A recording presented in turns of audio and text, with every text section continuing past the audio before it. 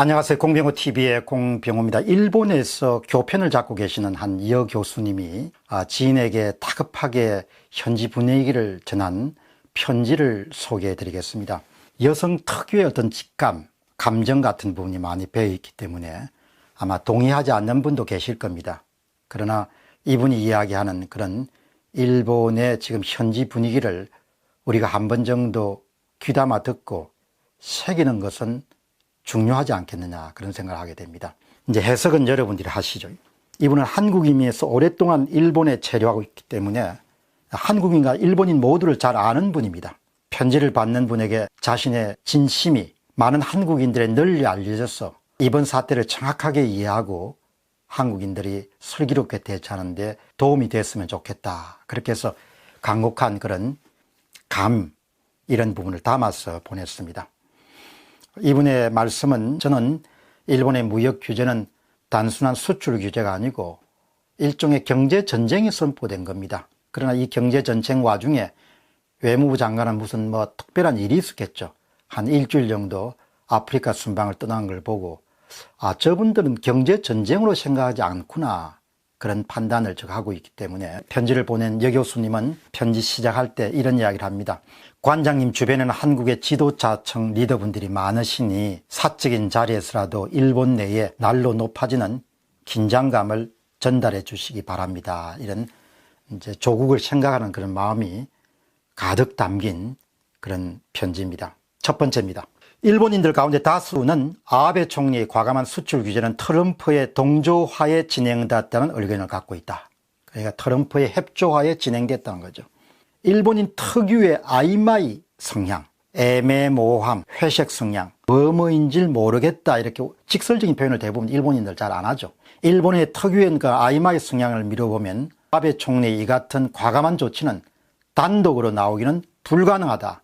이것이 이제 일본의 현지인들이 갖고 있는 생각입니다. 절대 일본인들은 이럴 정도로 과감하고 용감하고 공세적인 조치는 아베 단독으로 나올 수 없다는 겁니다. 두 번째입니다. 태극기와 일장기를 함께 걸고 사업을 해오던 제1동포 사업가들에게 불시의 은행으로부터 원금 회수 압박이 들어오기 시작했다.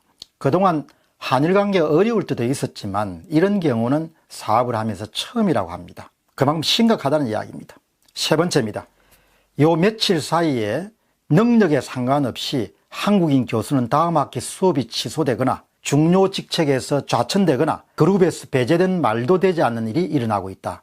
굉장히 상황이 심각하다는 거죠. 이거는 언론상에서 드러나지 않는 거죠. 조용히 이루어지는 일종의 가해지는 규제니까. 이제 그녀를, 여 교수님을, 이번 편지를 쓰신 분을 걱정해주는 일본인 교수가 전화를 해서 정부에서 지침이 내려왔다. 당분간 오지 않고 10월까지 한국에 머무는 게 좋겠다, 이렇게 문자를 보냈다고 합니다. 그래서 여 교수님이, 이 편지를 쓰신 교수님이 도대체 무슨 일이 일어났는가 싶어가지고 서로 마음을 터놓는 사이니까 자세히 물었다 이야기죠. 그러자 여 교수님을 아끼는 또 다른 일본인 교수분이 네 번째입니다. 한국은 이번에는 빠져나갈 수 없을지도 모르겠다라는 이야기를 전해주었습니다. 그래서 여 교수님은 무섭습니다 라는 말을 편지에 넣었습니다. 자신이 오랫동안 일본에서 활동을 해왔지만 이런 경우는 처음입니다. 처음이니까 이 상황이 보통이 아니구나. 다섯 번째입니다. 일본은 큰 그림을 갖고 치밀한 계략 속에 어마어마한 규모의 한국 무너뜨기 계획을 추진하고 있는 것 같다. 이거는 여러분, 있는 것 같답니다. 있다가 아니고. 근데 저는 상당히 동의합니다. 큰 그림을 갖고 움직이기 때문에 한국에서 일어나는 불매운동 등 이런 약간의 경제적 손실이 일본에 주어진 것은 전혀 개의치 않는다는 거죠. 신경도 쓰지 않고 눈 하나 깜짝, 더 큰 게 있다는 겁니다. 더 큰 게. 그래서 제가 조기에 수습해야 된다고 이렇게 계속 강조하는 겁니다. 한국인들이 그게 부족하지 않습니까? 긴장감이라. 위기에 대한 긴장감이 참 부족한 민족이 한국 민족입니다. 여섯 번째입니다. 이미 모든 경우의 수를 감안한 치밀한 계략 속에 실행된 어마어마한 규모의 한국 무너뜨리 계획이 실행되고 있는 것 같다. 이분 판단이니까 100% 받아들일 필요 없지만 귀담아 들어야 됩니다. 한국인들이 정신이 똑바로 차려야 될 때라고 이분 또 다시 한번 부탁합니다. 아베의 정치적 목적 때문에 나온 섣부른 실수라고 생각한 것이 큰 함정일 수 있다는 겁니다. 전쟁이 났는데도 아예 전쟁이라고 생각 안 하는 거죠. 7번째입니다. 일본에서 오래 살아온 사람으로서 일본인 성향도 또 한국인이기에 한국인 성향도 잘 압니다. 집요한 일본의 계획된 전략 앞에 한국인은 안일합니다. 무사태평이라니까 잘 되겠지 뭐. 억울하다고 큰 소리만으로 또 주먹구구식의 눈앞에 반일 감정 따위만으로는 절대로 일본을 이길 수가 없습니다. 이런 설명도 더합니다. 안타까운 거죠. 일본에 있으면서 양국 국민들 다 아니까. 8번째입니다. 나라를 뺏긴다는 것은 여러모로 해석이 가능합니다. 나라의 힘은 경제력인데 그걸 무너뜨리는 전쟁 선포이니 우리 한국인들은 목숨을 걸고 전쟁터로 나가는 군인의 마음으로 절대로 안이하게 생각하면 안 된다는 것입니다. 전쟁이 일어난 겁니다. 대한민국 사람과 아무도 전쟁이라고 생각 안 합니다. 저러다 말겠지 이렇게 하는 거죠. 사무라이가 칼을 뺀 거죠.